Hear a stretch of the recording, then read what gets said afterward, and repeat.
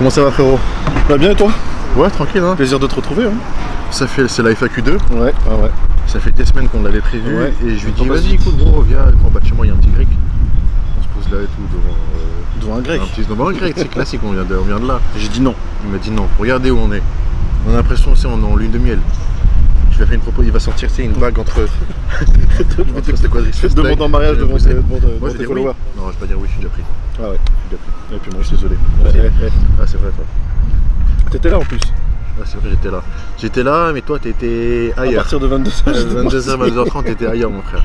Bon, ah, c'est vrai. Trêve de plaisanterie. Trêve de plaisanterie. On a beaucoup de questions à aborder. Ouais. Je sais que tu as demandé mon expertise. Ouais, bien sûr, obligé. Non, je rigole. Bon, les questions sont sur ton téléphone, gros. Ouais. On va les traiter une par une. On va prendre le temps qu'il faut. Ouais. Il y a un moment que la FAQ fasse 5-6 parties comme Harry Potter, mais nous on est dans la précision. On est dans l'endurance de la FAQ. C'est ça. Ouais. On commence? C'est parti. On y va. Question 1. Question 1. Peut-on gagner en force et en endurance simultanément? Moi, bien sûr. Oui. Bien sûr. Oui, absolument. En détail? Je suis en train de réfléchir. Ouais. Moi, je vous dis ma version des choses. Augmenter votre force max, c'est très bien. Parce que sur une charge donnée, par exemple, je sais pas, si vous avez un maxi à 100 kg et que vous voulez faire un maximum de reps à 60 kg, si tu augmentes ton maxi à, je sais pas, 130 kg, ouais. Bah, tu verras que par conséquent, le nombre de reps que tu fais à 60 kg sera plus important. C'est tout simple, c'est comme ça. Donc oui, à 100%. Est-ce que ton système nerveux sera plus préparé, tu vois? C'est ça, exactement. C'est vrai, hein. Ouais, parce que moi je l'ai vécu quand j'ai commencé la musculation. Ah bah c'est archi logique, c'est le même principe de quelqu'un qui veut faire beaucoup de traction, qui va être capable de faire beaucoup de traction au poids de corps, tu le laisses et au bout d'un moment tu t'aperçois que quand il a gagné de la force avec le lest, t'enlèves le lest, tu t'envoles. C'est ça. C'est ça, hein. C'est exactement ça. C'est bon? Ouais, franchement c'est bon. Ok. Question pertinente. Question qui revient, tu dois l'entendre aussi souvent, sur les étirements. Il y a plein d'écoles différentes sur les étirements. Ah oui, étirements avant ou après ou jamais? Ou jamais. Ou jamais. Ouais. Bah écoute, mon ostéopathe, que tu m'as présenté d'ailleurs, il m'avait confirmé le truc. C'est moi à l'époque quand j'avais commencé la muscu, tu sais, les bouquins de Delavier, machin, je lisais. Et je faisais pas que la muscu, je faisais athlétisme, tennis. Et je me suis dit étirement c'est normal, t'as pensé en EPS, tu vois. Ouais. Donc je faisais toujours étirement en fin de séance et je me laissais sur les tractions, tu vois. Ouais. Ou les jambes quand je faisais. Je me tirais les cuisses, les ischios et tout. Mais mon ostéo m'avait dit que c'était mieux de le faire genre 2 heures après l'effort, le lendemain matin. Tout à fait. Toi, qu'est-ce que t'en penses? Bah c'est vrai, en fait, alors déjà avant l'entraînement, si on en fait, il faut que ce soit vraiment extrêmement léger. À la limite, même l'été, je trouve que c'est pas la peine. En hiver, on se raidit un peu, donc effectivement, on peut commencer l'échauffement en étirant un tout petit peu. Mais si on étire de trop, la faculté contractile du muscle, on contracte beaucoup moins bien. Ouais. Et je trouve que les séances sont beaucoup moins efficaces. Ok. D'accord. Ouais. Donc maintenant. Ouais, j'ai complètement arrêté. Ouais. Tu fais plus d'étirement du tout? C'est juste que tu t'entraînes, après t'es mort, tu veux rentrer, ça. Bah, de toute façon, après, ce qui se passe, c'est quand tu t'entraînes, même si tu sors de l'entraînement, que ta séance est finie, les muscles restent quand même un peu contractés. Ouais, ça c'est vrai. Donc moi je dis que c'est absolument contre-productif, voire dangereux de faire des étirements après la séance, pour la simple et bonne raison que s'il reste un peu contracté et que tu étires trop fort, tu peux te blesser. Tu peux te blesser par le biais de ce qu'on appelle le réflexe myotatique.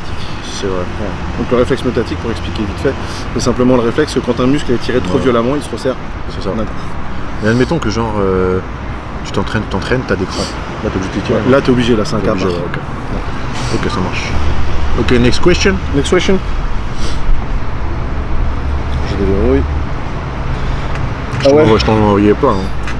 Je t'en envoyais plein. Ça va être très très long. Ouais. La diète inversée. Alors, on a expliqué ce que c'était que la diète inversée.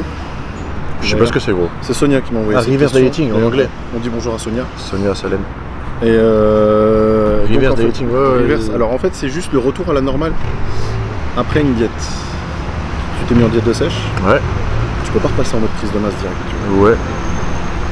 La question c'est comment est-ce qu'on revient à une alimentation normale pour ne pas reprendre de gras. Ouais, ok. Est-ce que tu... Ouais, je comprends, Est-ce que tu as ta théorie dessus ou est-ce que tu veux la mienne? Petit à petit, t'es en sèche, c'est-à-dire t'as peu de glucides. Petit à petit, tu incorpores les glucides, c'est ça? C'est ça, en fait. Il faut jouer sur les ratios. Avant toute chose, avant de réaugmenter les calories, moi ce que je vais faire, c'est que je joue d'abord sur les ratios. je garde le même nombre de calories, mais pendant 4 semaines, je vais jouer sur les ratios. C'est-à-dire que par exemple, je vais te donner un ordre d'idée, une diète qui va être à 50% de protéines, 25% de glucides, 25% de lipides. Ouais. Au fur et à mesure, je vais descendre un peu les protéines et je vais augmenter les glucides. Je vais faire ça pendant 4 semaines. Ok. Jusqu'à ce que j'arrive à un ratio 40, 40, 20 ou 45, 35, 20. Ok. Et après, on recalcule le poids, on refait le point sur le poids de corps. Et là, on peut augmenter les calories, ou pour les mettre en calories de maintenance, ou pour les mettre en prise de masse si on veut. Okay. Mais c'est toujours une très mauvaise idée de passer directement d'une diète de sèche à une diète même normale sans faire de transition. Même inversement, d'une prise de masse à du jour au lendemain, tu coupes tout. Tu perds tout. Tu perds tout, tu deviens fou surtout. Tu deviens fou. Ouais, puis dans le cadre après la sèche, le corps, la première chose qu'il a envie de faire, c'est restocker de la graisse. Ah oui.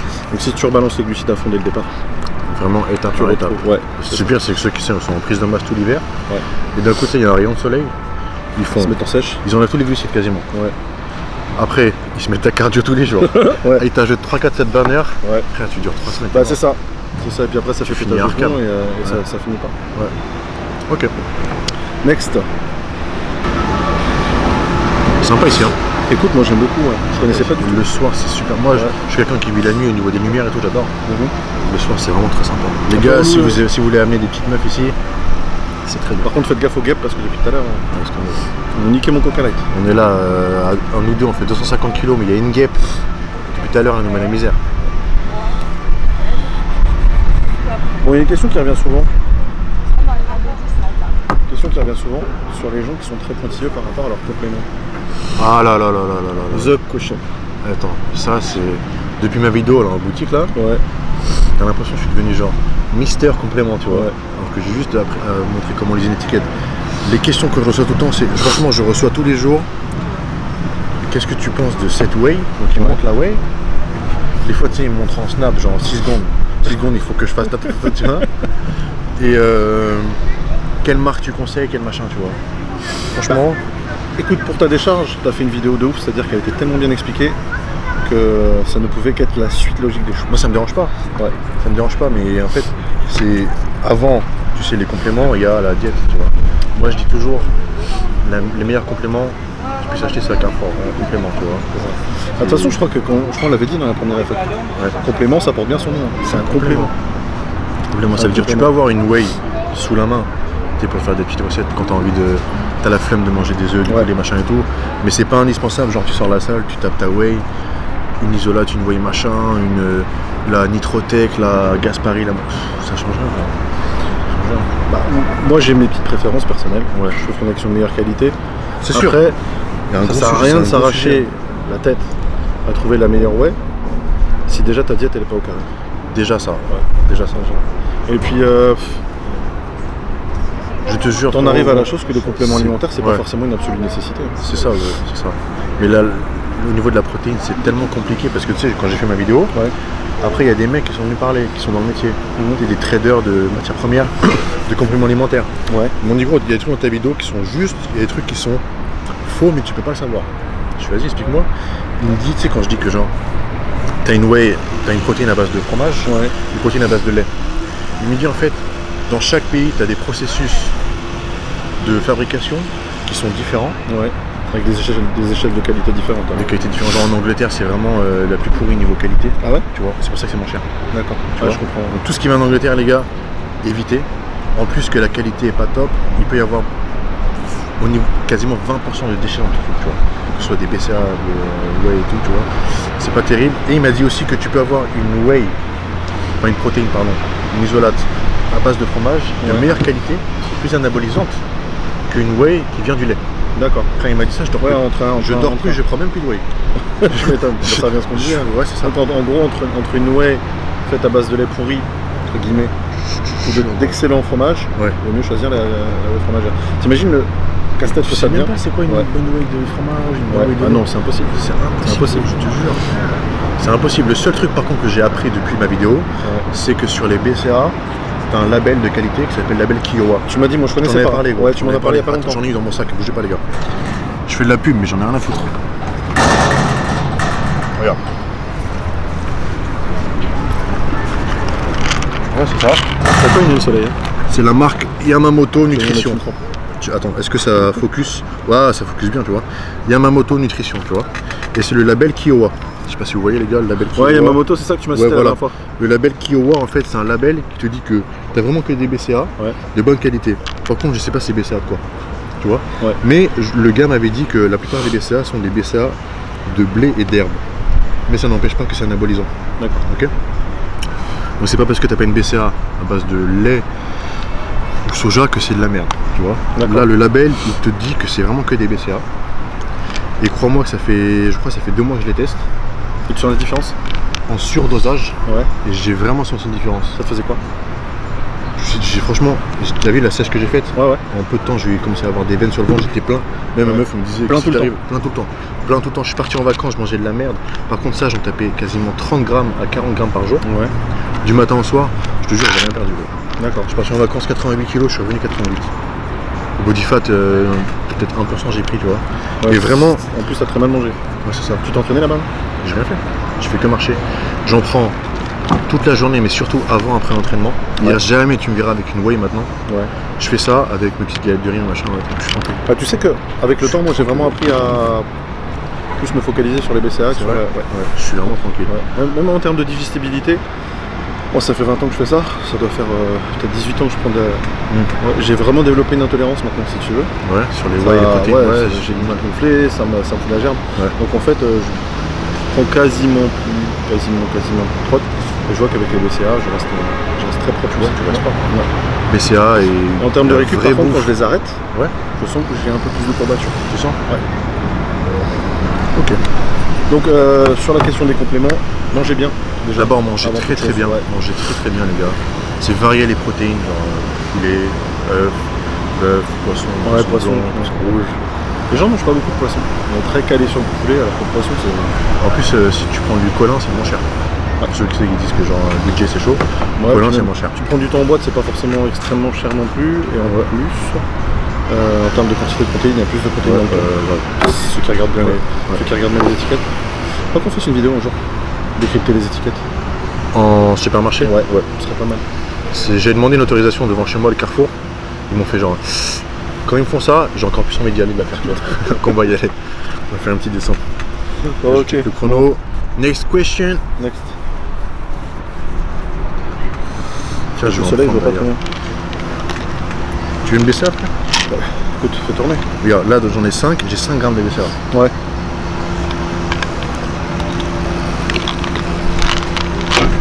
Je sais pas entendu ça. En plus, il y a des vitamines B1, B6, je crois. C'est ce label-là, hein, Kiowa Quality. Il y a le même label sur glutamine arginine. Je prends pas, quoi. Bon, je me sers. D'un coup, je me sens plein. Non, c'est rigole. Tu serais pas un petit peu sur l'effet placebo? Là, c'est du cinéma. Mais c'est vraiment en ce moment, ça fait je crois 2 mois, c'est mes seuls compléments alimentaires avec magnésium, tu sais, avant de dormir. Et multivitamines. J'ai pas de blanc sur le visage? Bon, ça va, c'est bon. Un peu là au coin de la bouche. Ça arrive. Bon, next question. Attends, je sais pas quand bulker ou sécher. Ah oui. À partir de quel pourcentage de body fat? Je crois qu'on avait parlé la dernière fois. Moi je veux bien le redire. Moi je veux bien que tu redises gros. Moi je trouve qu'au-delà de 12%, bulker c'est...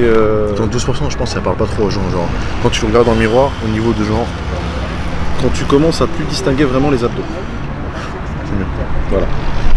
Quand tu vois que les abdos du haut, je trouve que c'est une très mauvaise idée de bulker. Pour la simple et bonne raison que qui dit bulk dit extra calories, qui dit extra calories dit éventuellement gain de graisse, même si on essaye toujours de limiter, de bien choisir sa nourriture, choisir d'où viennent les calories. Il peut y avoir quand même une prise de graisse. Donc c'est d'une pas bon, parce qu'esthétiquement c'est pas beau. Et en plus de deux, ça peut être super frustrant parce que si votre taux de graisse évolue en même temps que votre taux de masse musculaire, tu vois pas. Tu vois pas et c'est super frustrant, tu as l'impression d'être en train de passer à côté de ta prise de masse. J'ai une thèse comme quoi trop de body fat. Ça ralentit un peu ton moteur. Moi je trouve aussi. Ça, tu vois, ton moteur est enrayé. Qu'est-ce que je veux dire? C'est l'expérience. Je pense qu'il doit y avoir trop de body fat, il y a une conséquence sur le taux d'hormones aussi, je pense. Et les hormones les plus anabolisantes, elles ne sont pas stimulées par par le. Même je suis sûr qu'il y a une incidence au niveau de la testo. Je pense pense, je pense aussi. Ouais. Faire des études là-dessus, mais comme je suis pas forcément un grand fan des études. C'est pour ça, moi, à chaque fois que je suis en diète, ça veut dire genre du matin au soir, hyper protéiné. Mehdi, mes élèves, ou même toi, tes élèves, j'ai vu, même quand j'ai fait diète avec toi, quand j'étais, tu sais, en low carb, low glucide, bah, je prenais du muscle. Ah oui, c'est sûr. Alors que j'étais en déficit calorique, tu vois. Ouais. Mais c'est pour ça que moi j'ai pas mal de gens dont je m'occupe, mais pas forcément que des compétiteurs. Mais j'en ai pas mal. Si on fait le ratio entre début et fin de sèche, il y a plus de masse musculaire en fin de sèche. Ouais. C'est ouf. Bah ouais. Donc le mythe de genre en sèche tu peux pas prendre des muscles. Enfin en déficit calorique, tu peux pas prendre des muscles. Moi pour moi c'est pas. Alors attention, il y a déficit calorique et déficit calorique. Si tu veux 900 calories par jour, ça marche. Mais moi pour moi c'est surtout de la provenance des macronutriments et je crois que les gens se focalisent absolument sur les glucides, je sais pas pourquoi. La provenance et le timing. Et le timing, ouais. Parce que les glucides sont importants, mais il y a un peu de question de timing. C'est ça en fait. Si tu t'entraînes à 9h mais tu mets les glucides à 9h du soir, on dort bien. Et puis tu sais un truc qui est hyper important aussi, très anabolique et que les gens ils oublient beaucoup, ils squeezent beaucoup de leur alimentation, c'est les lipides. C'est des bons lipides. Les bons lipides. Ouais, c'est vrai. Ouais, c'est quel dosage pour toi en quantité 40-50 grammes par jour? Bah, moi je me base sur une moyenne de 0,5 à 0,75 grammes par kilo poids de corps. Ok. Admettons qu'un mec fasse 80 kg, 80 kg, ça fait entre 40 et 60 grammes. Ouais, c'est ça. Ouais, c'est ça. Ouais, c'est ça. C'est bien. Ah, ok. Ouais, c'est bien. Next. Avec la lumière, on voit mal. En plus, les gars, vous voyez pas, mais le soleil il tape là. Ouais. Je sens les gouttes qui sont poussées partout. Mais ça fait plaisir. Je sens pas mes pecs au développé couché, comment faire? Et est-ce que le développé couché est un indispensable pour les pecs? Est-ce que le développé couché est indispensable pour les pecs? Ouais. Excellente question. Oh, very good question. Excellente question. Ah, déjà le lundi, le développé couché, t'oublies? Ah, j'ai un poil d'escroc. Pas très esthétique. Alors, j'espère que ça se voit pas la caméra. Je pense que vu la qualité, on voit tout. Ouais, on voit tout. Mince, on voit tout. Ok, c'est pas grave, on voit tout. Pec. Est-ce que d'être couché, est-ce que c'est indispensable pour les pecs? Non. Il n'y a rien d'indispensable. Moi je trouve ça indispensable pour se déclencher des tendinites. Ouais. Franchement, je sais pas. J'ai 80% des personnes qui font du couché sur le long terme, ils ont des tendinites. Puisqu'il faut avoir une bonne technique. Enfin, tendinite à l'épaule. Oui, tendinite de l'épaule. Pec, t'as pas de. Tu vois. Mais c'est pas indispensable. Non, absolument pas. Par quoi le remplacer? Franchement, t'as plein de trucs, t'as les haltères, t'as des machines. Le coucher à plat aux haltères. Ouais. Tout simplement. C'est la base, elle va pas déclencher la tendinite. Ouais, tu vas moins sentir d'asymétrie. Ouais. Ah bah tu développes, au contraire tu rattrapes même les asymétries. Ouais, tu peux avoir une très très belle amplitude. Ouais, mais ça c'est l'amplitude, c'est plus intéressant parce que l'amplitude est grande, plus la contraction est forte. C'est ça. L'étirement du pec, plus la contraction. Bah bon, t'es bien placé pour savoir que moi je suis un grand fan des haltères pour travailler les pecs. C'est vrai. Moi j'adore le défouché. J'adore, mais je l'ai arrêté. Je l'ai arrêté parce que c'est. Ouais, bah moi c'est à cause du tendinite du long biceps. Ouais. J'étais bon, j'étais pas mauvais au coucher. Sur une barre à 2,40, 2,50. Ouais, c'est intéressant ce que tu viens de dire. Du long biceps. Ouais, tendinite, c'est. Bah, de toute façon, c'est toujours ça. Ça remonte là, c'est ça? Ouais, c'est ça. Et j'ai arrêté, je suis passé qu'aux haltères. Et non seulement ma tendinite elle est partie, elle a été traitée mais elle n'est jamais revenue. Ouais. Mais en plus, j'ai chopé une autre forme de pec et j'ai repris grave du volume sur les pecs. Ouais. Alors que pendant très très longtemps, je poussais l'euro couché, c'était pas forcément un point faible, mais ils n'étaient pas extrêmement développés. Ouais, donc tu vois comme quoi c'est vraiment rien à dire. Et pourquoi vous sentez pas les pecs? La plupart du temps c'est parce que vous enroulez les épaules en fin de mouvement. Il faut les sortir comme ça. Alors qu'en fait il faut juste sortir la poitrine, serrer les omoplates et penser à avoir simplement ce mouvement. On n'enroule pas les épaules en fin de mouvement. C'est tu vois le nombre de personnes et on fait pas rebondir la barre. Mais c'est parce qu'en fait le coucher. J'ai mal pour les cages thoraciques des fois, je vois les barres rebondir. Le coucher en fait, j'allais dire inconsciemment, c'est subconsciemment je crois. C'est un exo en fait, t'as envie de montrer que t'es un homme, je crois. Mais je le vois en fait tous les jours, tu vois. Bah parce que c'est un exo, tu peux pousser relativement lourd. C'est comme le soulevé de terre, le squat et le déf couché. T'as envie de mettre lourd, t'as envie d'impressionner. Au détriment de la forme, de ton développement, ouais, puis ton développement. De blessures et après c'est vrai qu'en plus les gens ils aiment, tu sais, soulever de terre et squat, c'est vrai que c'est des mouvements où tu peux pousser extrêmement lourd. Mais le truc c'est qu'en plus avoir les pecs bien développés, c'est un peu mythique, tu vois. Donc c'est pour ça que les gens ils s'acharnent au développé couché, c'est un truc de mec. Ouais. Alors qu'en plus, moi je trouve globalement sur moi et sur tous mes élèves à qui je le fais faire, je trouve que le développement il est meilleur il est meilleur en travaillant le développé couché aux haltères. ou aux machines Hammerstreng. On a une Hammer à Gigajim avec Mehdi, comme elles sont tellement bien ces machines. On la fracasse gros, c'est un truc de ouf, elle est magnifique. C'est vraiment des machines de ouf, hein. Elles sont calibrées au millimètre près pour que tu sentes exactement.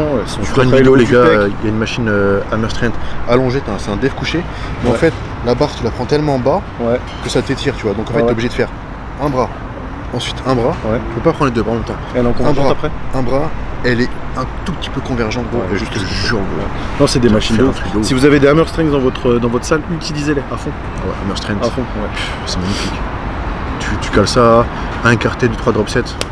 T'as des pecs de cheval. Mais c'est ouf, après. C'est ouf parce que ces machines-là, je sais pas, elles sont calibrées. Si on te dit que tu vas travailler le haut du pec, tu sens le haut du pec. C'est rare. C'est magnifique. C'est rare sur des machines. C'est trop fort. C'est la meilleure marque. Donc si vous en avez dans vos salles, utilisez-les, saignez-les, fumez-les. Allez-y. Hammerstreng magnifique. Ouais. C'est bon? Ouais, c'est bon. Next. Ça chauffe le tel, hein? Ouais, ça chauffe. Je vais le mettre. Il y a tellement de lumière, je vois pas. Ouais, soleil de ouf. Vous êtes désolé si on regarde pas l'écran les gars, le soleil. On a un soleil de ouf. Quel est le temps optimal de repos entre deux séries lourdes, 6-8 répétitions? Moi je pars du principe qu'il ne faut pas dépasser 2 minutes. Ouais. Tu vois. Faut pas dépasser 2 minutes, c'est important de garder une bonne intensité et un bon cardio. Tu vois. Donc c'est sûr que si tu mets hyper lourd, tu fais 2 minutes de repos, c'est sûr que tu pourras pas mettre 90% de ton maxi. Non, bah non, de toute façon, sur une fourchette de 6 parce qu'au bout de 2-3 séries, tu seras KO. Mais c'est mieux de mettre un tout petit peu moins lourd, rester sur du 6-8 reps à l'échec, avec 2 minutes de repos, plutôt que tu vois, mettre super lourd et pas avoir de cardio à l'intensité. Ah non, de toute façon, si tu mets super lourd, au bout d'un moment, tu travailles plus sur l'hypertrophie. Si on est sur de la moi je pars du principe, si on est sur de la fourchette 6-8 reps, on cherche l'hypertrophie. 6 reps, c'est magnifique. Super lourd. 6 reps, c'est la base. Ouais. 6 reps, c'est la base. Moi, je suis plus sur 6-10. 6-10. Ouais. 6-10. Et moi, je suis d'accord à 99% avec toi. Juste sur le squat, quand on part sur du 6 reps, je pense qu'on peut partir sur 2 minutes 30. Parce que c'est le cardio, c'est. Au niveau VO2. Au niveau VO2, tu peux juste tomber par terre. Tu peux le squat, faut se préparer les gars. Si vous commencez le squat, même si vous mettez 5 minutes de repos, c'est pas grave. Et petit à petit, vous allez passer à 4, à 3, 30, à 2. Ouais, l'important c'est de faire des bonnes séries. C'est ça. Donc c'est bien une question comme ça parce que les temps de repos, des fois, ils calculent pas, ils sont. C'est très important. C'est super important. C'est super important. Ouais. Surtout dans le cadre de l'hypertrophie, si tu nous laisses 5, 6, 7, 8 minutes à faire des selfies et envoyer des messages, tu laisses 5, 6 minutes entre selfies, ça se voit souvent. Ça tu peux le faire, des selfies, machin, tout ça, si t'as entre 2 minutes de repos, si t'as ton timer, quand il sonne, tu lâches tout. Tu fais ce que tu veux pendant 2 minutes, mais dès que ça sonne, tu fais regarder Aja sur YouTube pendant 2 minutes. Ah, c'est bon ça. Ouais. Franchement, moi 2 minutes. Ouais. Voilà. Ouais, moi sur je dis du très lourd 2 minutes. Sur du très lourd de base 2 minutes, sur du très lourd de base pour les jambes de 30. Ouais. Et sur l'exercice un petit peu plus isolation, une 45 on s'en sort. Une 45 on s'en sort. C'est ça. Le but c'est d'avoir suffisamment récupéré pour pouvoir de toute façon repousser au moins 6 reps. On peut rebondir sur ça, je pense que le 6-10 reps c'est vraiment la fondation d'un entraînement. Et que dès que tu sens que ton système nerveux, même tes articulations elles sont un peu au bout du rouleau, tu fais une petite semaine de déload, 15-20 reps, je pense. Et puis voir, il faut aussi, je vais rebondir aussi là-dessus, il faut aussi savoir prendre une semaine de repos de temps en temps. Ouais. C'est dur. Ouais, c'est sûr, t'as l'impression que tu vas tout perdre. Et d'ailleurs, souvent, tu perds pas, mais tu te regardes dans la glace, t'as l'impression que t'as perdu. C'est vrai. Ça. Donc la semaine de repos, elle est très importante. Moi j'aime bien mes élèves toutes les 12-16 semaines selon les cycles et tout ça. J'aime bien en imposer une. Souvent je me fais mal voir, mais après ils reviennent à la salle, ou même moi quand je le fais. Énervé. Première série, bam. Ouais, c'est ça. La congestion revient, tout revient. Truc de ouf. Tout revient. L'iPhone a besoin de refroidir avant de pouvoir être réutilisé. Eh ben. Il a cramé. Il n'y a pas un truc frais là. L'iPhone a cramé. Attends, il va refroidir. Pour rebondir sur les 6-8 reps gros. Ouais. Parce que j'ai pas mal de questions, des mecs qui sont en sèche. Oui. Moi en sèche je préconise vraiment de rester sur du lourd 8 reps, 6-8 reps tu vois. Toi qu'est-ce que t'en penses? Parce qu'il y en a beaucoup qui disent non 15 reps. Non. T'as pas de Et ça c'est encore la vieille croyance série longue séchée. 15 variables, t'as pas de glucides, c'est-à-dire que tu vas amener rien dans tes muscles. Bah non, c'est ça, et puis c'est pas parce que tu fais des séries longues que tu vas sécher. Faut garder la muscu pour la muscu, et qu'est-ce qui te permet de garder la qualité musculaire, même en sèche? C'est 6-10 reps. Si vous voulez faire quelque chose pour faire du cardio, bah vous allez sur une machine cardio. Et si vous n'avez pas le temps de faire du cardio, à ce moment-là, vous faites du superset, vous faites du drop set, vous intensifiez vos séances. Exactement. Mais l'intérêt à la fourchette 15-20 reps, à part pour les cuisses. Ouais, moi je fais 15 reps pour les cuisses, 20 reps, des fois ça. Mais c'est le cas à part, mais sinon ça n'a pas d'intérêt. Ça n'a pas d'intérêt. Donc faut enlever vraiment cette. Enfin, je pense qu'on n'arrivera jamais, mais cette croyance comme quoi, chez les femmes, les séries de 15, 20, 25, 30 reps, ça va affiner le muscle. Et donner l'aspect plus tonique. Donc chez tout le monde, faire 15, 20, 30, 100 reps, c'est pour l'endurance et ça va faire sécher. Non, c'est pas vrai. C'est vrai. En fait, les gens ils se rendent pas compte jusqu'au moment où ils ont testé. Tu vois. Ouais, c'est ça. Ça, tu vois. Ils restent pendant des semaines, voire des mois sur du 15-20 reps. Bah ouais. Après ils partent en vacances une semaine. Ils disent je tout perdu. Bah c'est normal. T'as pas fait de muscle. Bah c'est ça. T'étais juste en contraction. Tout le temps congestionné. C'est ça. Ton muscle était un peu réveillé, mais t'es pas construit, t'es pas déchiré. Tu vois. Mais c'est des croyances enfin moi je te dis j'ai commencé il y a 20 ans, j'entends déjà ça. Ah ouais? À l'époque déjà? Ah oui. Là encore plus, là t'entends tout. Là tout ce que t'entends j'imaginais pas. Bah en fait tu sais c'est par cycle. C'est par cycle, il y a des bases comme ça qu'on a vu dire et puis après il y a des conneries qui sont loin qui reviennent. C'est par saison. Des trucs. Sans sucre. Qu'est-ce que tu penses des boissons sans sucre? Ah les boissons. Parce que je pense que c'est une des questions qui reviennent souvent. Les boissons sans sucre. Est-ce que c'est vrai à ton avis? Non. Non. J'ai anticipé. Est-ce que c'est vrai, à ton avis, qu'une multinationale comme Coca elle peut te dire qu'il n'y a pas de sucre dans ta boisson alors qu'il y en a? Qu'ils en ont caché, mais c'est juste marketing. Et on m'a poussé le point que Coca Light, Coca Zero, c'est la même chose que Coca. On me l'a dit. Ah ouais? Ouais. Putain. Il y en a qui t'ont même dit qu'ils pouvaient grossir. Oui, bien sûr. Et du coup, ils prennent pas. Mais il y a des études scientifiques très poussées qui ont été lues je ne sais pas où et qui ont été menées par je ne sais pas qui. Qui aurait soi-disant dit qu'on grossissait. Moi je sais. Alors, tu sais ça vient d'où gros? Ça vient du fait que genre il y a une étude qui t'a dit que tu prenais aspartame ou je sais pas un truc zéro et ça faisait un pic d'insuline. Oui. Ça c'est possible. Oui. Mais si t'as pas de sucre derrière l'insuline, elle va pas se recoucher direct. Si t'as pas de sucre derrière, la seule chose que tu vas faire c'est une hypo. Et encore, le pic d'insuline sera pas suffisant. À mon avis, tous ceux qui prennent du Coca Zéro, je pense que j'ai des personnes faire une hypo avec ça. Alors pour information, dans mon cas personnel, moi je bois au minimum dans une journée, je crois que ça doit être minimum 6 canettes de Coca Light. Ah ouais? Coca Zéro, je suis en litre. Je suis en litre. Ouais bah ça fait moi, je suis à 2 litres. Coca Zéro. Et c'est le minimum. Et des fois ça va être 10 dans la journée, 12. Et j'ai pas l'impression d'être obèse. Ouais, c'est ça. Hier j'ai fait le course avec Mehdi, tu vois, on a rempli un caddie juste de Coca Zéro. Bah mais c'est la base. Il a des veines sur les veines. Bah ouais. Il a des stries sur les veines qui ont des stries. Mais moi quand je fais des diètes, je suis Coca Zéro. Comment il va Mehdi en fait? Il va très bien. Il va très bien, ouais j'ai vu sur les vidéos. Il va très bien. Bah franchement je vais faire une vidéo sur sa diète. Ouais. Il y a beaucoup à dire. Ouais. Et d'ailleurs petit aparté, en fait là il est prêt. Ouais. Tu vois il est prêt. Et moi je pense que ça sert à rien de faire une grosse décharge puis faire un rebond. Sachant que il passe le jour J, mais que s'il gagne, il passe le lendemain aussi, tu vois. Donc le rebond, tu sais pas quel. Le rebond peut être foireux, le rebond foireux, tu vois. Mais il est prêt. Ouais. Mais, non mais tu sais, moi le rebond pour les athlètes, j'en suis revenu parce que j'ai vu plus de fois où ça foire que de fois où ça marche. Ouais. Les rebonds sur 2 jours, 3 jours, j'ai beaucoup vu foirer, même en manipulant très bien l'eau, par rapport à un rebond sur une journée, voire sur une demi-journée. Ouais. J'ai vu des gens avec des rebonds de 1 journée et demie, 2 jours, être complètement voilés. Ouais, putain. Et des gens avec une demi-journée de rebond arriver le jour sur scène. Magnifique point. C'est plein, veine de partout. Ça. Donc les glucides, quand tu as un taux de graisse qui est extrêmement bas et en plus quand tu es déshydraté, il faut vraiment se rendre compte qu'il ne faut pas trop les réintégrer trop vite, trop longtemps. Enfin trop vite si parce que dans le cadre d'un rebond c'est rapide, mais au moins trop longtemps parce que tu fais un voile d'eau à une vitesse phénoménale. Et même en étant déshydraté c'est encore pire. Je pense pas qu'on va faire un décharge rebond. Je pense pas que ce soit. Je pense que quand j'avais bossé un petit peu avec lui, je crois qu'on avait fait un temps ce genre. Parce que là, tu sais, à un moment, on a essayé un rebond il y a quelques semaines. T'as pas vu de différence? C'était pas indispensable. Après Mehdi, c'est le truc de ouf avec Mehdi, c'est le mec qui est Mehdi. Il est plein tout le temps. Moi je dis c'est The Mehdi, tu vois, c'est vraiment, il y en a un seul. Ouais, il est plein tout le temps. Mais à un moment, on a fait l'eau glucide, genre 100-150 grammes, plat. Plat. Mais t'as vu le métabolisme qu'il a? Le métabolisme, le poids de corps, 100 grammes pour midi, c'est. Et il mange pas, il est comme ça, tu vois. Ouais. Là, on est monté un peu en glucides, il est plein, il est sec, il est magnifique, il est prêt. Donc, on va juste garder le cap. On va bronzer là, je pense. Ouais. C'est des petites manches et comme tout, au Tour de France. Ouais. Donc, ouais, Mehdi, sacré phénomène. Ah, je vais faire une vidéo sur cette jet. Ouais. Bah, tu me feras un gros bisou de ma part quand tu viens. Ça marche. Next question. Attends, on va reprendre l'iPhone peut-être. Ah, c'est vrai, l'iPhone. L'iPhone au soleil, il a. Ah, température, non, il l'iPhone a besoin de. Ah, c'est bon. C'est bon. C'est bon? Ouais.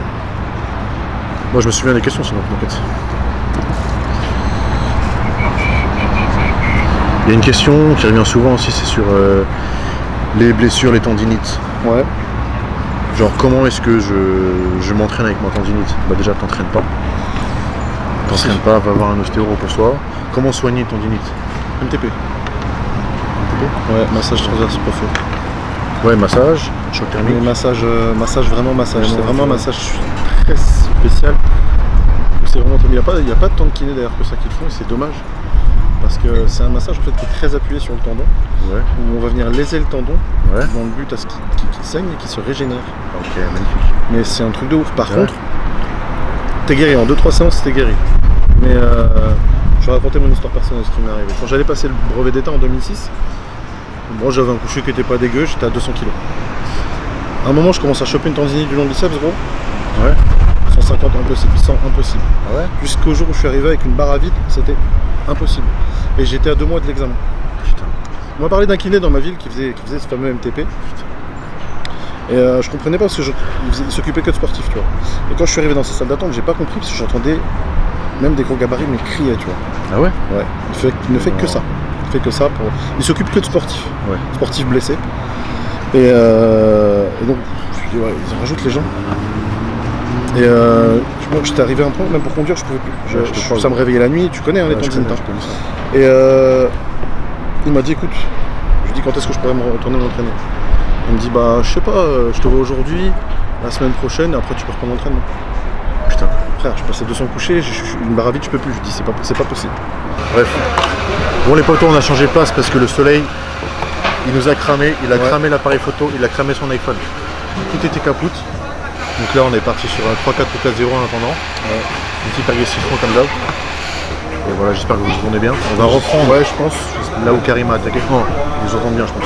C'est un bon micro. Vas-y, reprends ton truc de kiné, machin. Donc j'étais avant qu'il me massacre. Donc en fait, il m'avait dit qu'en 2 semaines, j'étais reparti à la salle. C'est impossible, avec la douleur que j'avais, j'y croyais pas.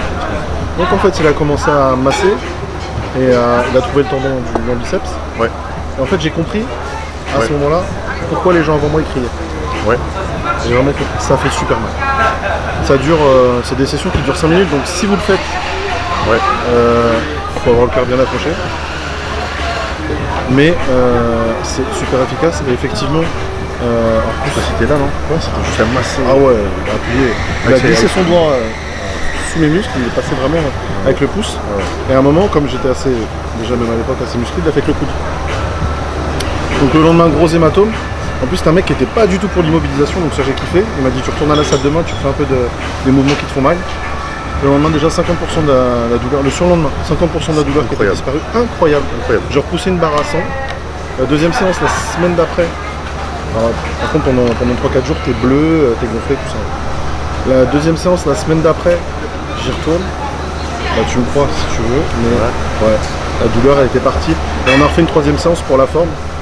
Surtout pour qu'il se fasse plaisir, je pense, sur mon épaule. Et j'ai été tranquille mais pendant des années. Donc avant de penser aux infiltrations et tout ça, l'infiltration ça fait de retarder la guérison. Il y en a qui font de l'électrostimulation aussi. Honnêtement. Bah, le plus simple c'est vraiment tu vois un ostéo ou un kiné, il te masse et des chocs thermiques. Les chocs thermiques ça marche bien. Mais vraiment mais c'est vrai que les MTP pour les tendinites, l'acupuncture aussi. Ouais, c'est pas mal. L'acupuncture c'est pas mal aussi. Très peu utilisé et pourtant ça fait plein de choses.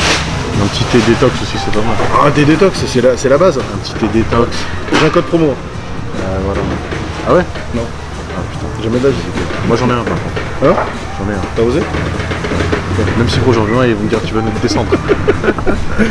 Moi je crois que je suis wanted. On va voir ton numéro. Je suis wanted. Tu connais mes histoires là. Avec toutes les marques là et je laisse tomber. sais, ils ont un poster, ils ont une cible de moi dans leur bureau. Tous les jours, tac, tac, tac, tac. Ils ont installé le truc de reconnaissance faciale. Comment ça, un youtubeur qui fait pas pub de compléments, mais l'inverse? Et oui, les gars, c'est ça. Bah ouais. J'ai pas fait 50, je le redis, hein, j'ai pas fait 50 d'études pour donner mon cul pour un peu de prot. Hein. Qu'est-ce que tu vas dire ça? Tu vas dire ça à ton père? Tu fais quoi dans la vie? Bah, je fais de la pub pour des protéines. Mais t'as fait 5 ans d'études pour ça? Mon père, il me tue. Intégrité, c'est un. Intégrité, c'est plus un mot forcément très courant hein, dans ce milieu. C'est triste. Anyway, next question. On a c'était pas mal de sujets. Ouais, c'était pas mal de sujets là. Et on pourrait en faire 20 000 des trucs. Hein. Ouais, ça dépend des questions, c'est pour ça qu'en fait on dit envoyer les questions. Moi j'ai reçu vraiment énormément de questions, mais j'ai pris celles que j'ai jugées très pertinentes, même si toutes les questions ont quand même un fond de pertinence, mais j'ai surtout pris celles qui revenaient très souvent. Pourquoi n'aimes-tu pas la créatine? C'était pour moi ça. Ouais, la question n'est pas plus poussée? Non, c'est pourquoi n'aimes-tu pas la créatine? Parce que je pense qu'on avait parlé de ça, créatine en muscu. Oui, pourquoi n'aimes-tu pas? Je pense que ça sous-entendait, parce que de toute façon je traite avant de le muscu. Explique un peu ce que c'est la créa. Je peux expliquer aussi, ATP, machin, créatine. Vas-y, toi, monsieur complément. Monsieur complément si tu veux. Bah, déjà en fait quand on parle de créa, déjà c'est créa monohydrate. Parce que les seuls sujets, les seules études qui ont été faites, les vraies, pas les sponsorisées par les compléments, c'est sur la créa monohydrate, la créa pure. En parlant de ça, toutes les créas que vous voyez, s'il n'y a pas de label créa pure, ça veut dire que c'est de la créa chinoise de très mauvaise qualité et qu'il n'y a pas que de la créatine dedans. Il peut y avoir de la merde dans les usines, que ce soit des cheveux, des machins, des ongles, c'est rien. Ah bah c'est des insectes, des machins. Ouais, c'est vrai, c'est pas moi qui l'invente, on me l'a dit. Les mecs qui travaillent dans les usines me l'ont dit. Il faut le label créa pure déjà, créatine monohydrate. Le meilleur label, c'est. Les meilleures créatines, pardon, c'est les créatines allemandes.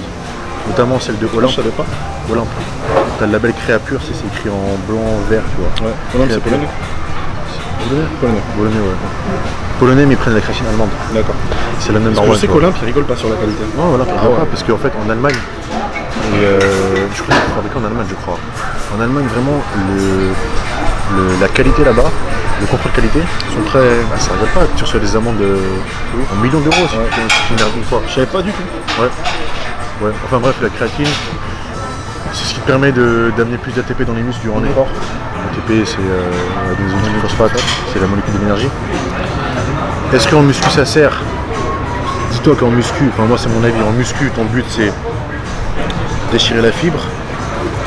Est-ce que pendant ton développé couché, admettons tu veux faire du 8 reps, est-ce que tu as besoin de la créa pour faire une des reps de plus, alors que tu peux te reposer 2 minutes et faire une série de plus? Ça c'est muscu, ça sert à pas grand chose. Par contre, on l'a dit, on le redit, si tu as un sport d'endurance, c'est très bien. C'est excellent. Toi tu avais cité l'exemple du foot par exemple. Foot, athlétisme, quand je prenais, moi je sais que genre si on est lundi, samedi je sais que je joue au foot, toute la semaine j'envoie la créa. Parce que je sais que ce qui permet de taper ces 20 mètres de plus en toute exposition. 20 mètres de plus, mais pas qu'une fois, tu vois. Plein de fois, tu vois. C'est super. Ouais, t'es capable de prolonger tes efforts un peu plus. Là, c'est intéressant. Mais pour gratter 2 reps, gagner 1 kilo. Parce que oui, tu vas gratter 2 reps. Ouais. Parce que gagner 1 kilo sur la balance avec un peu de rétention d'eau. Ouais. Si c'est pour flatter l'ego et. Après, c'est sûr que les gens disent on achète, c'est pas cher. Mais si ça sert à rien, autant pas en prendre. Donc moi, ouais, c'est ça en fait. C'est surtout dans un marché de compléments où tu sais pas ce qu'il y a dedans. Ouais. Tu sais pas ce qu'il y a dedans. Donc voilà, je dis en muscu tout du moins, j'en vois pas. En muscu, hein. Je dis pas que c'est un mauvais complément. Je dis qu'en muscu, je trouve que ça n'a pas sa place. Et qu'il y a beaucoup de tapage qui est fait autour depuis des années. Sans forcément une bonne raison pour la muscu. Ouais. Tu sais qu'il y a plus d'une vingtaine de formes de créa qui existent. Je savais pas du tout. Je crois qu'il y en a 20 à 25. Créa monohydrate. Next. Ah oui, pour rebondir sur la créa aussi, parce que j'ai énormément de questions. Pas de code promo toujours? Encore. D'accord. Énormément de questions sur les boosters. Il y a beaucoup de boosters, les gars, je l'ai dit, je leur ai dit, qui ont la créa monohydrate dedans. Ouais. La créa monohydrate peut faire une hypoglycémie au même titre que beaucoup de caféine d'un coup. Donc si tu prends un booster et tu fais une hypo, faut pas s'étonner. Faut pas s'étonner. Si tu n'envoies pas de sucre avec, normal tu fais une petite hypo. C'est dû à la créa ou trop de caféine d'un coup. Voilà. Alors je sais pas si c'est déjà arrivé de boire beaucoup de café et de faire des hypos. Ça m'est arrivé 200 niveaux. Mais à l'époque je savais pas, je crois que j'avais un problème. Quand je buvais beaucoup de café, voilà, des hypos. C'était une petite parenthèse. Ouais. Prenez un verre d'eau, mettez une cuillère de créa dedans, juste ça, vous allez voir. Qu'est-ce qui m'arrive? C'est tout blanc et tout. Ouais.